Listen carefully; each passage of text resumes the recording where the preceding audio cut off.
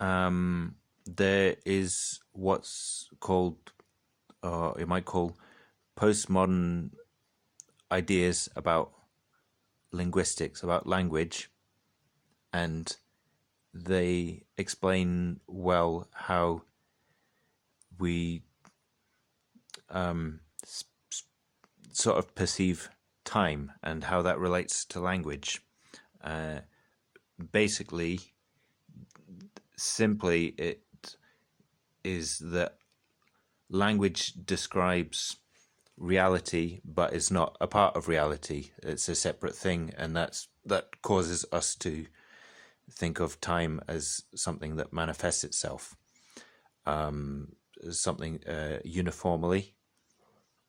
But the argument that I would make is that that we'll realize how to go beyond that, so that language is not just something to describe reality, but something a part of physical reality itself, like biology. Language is a part of it's formed from evolutionary biology, and it's not just something separate. So you could say this is a self-referential part of the mind, and because it's self-referential, physicists have not been able to describe it because they tend to rely on algorithmic language.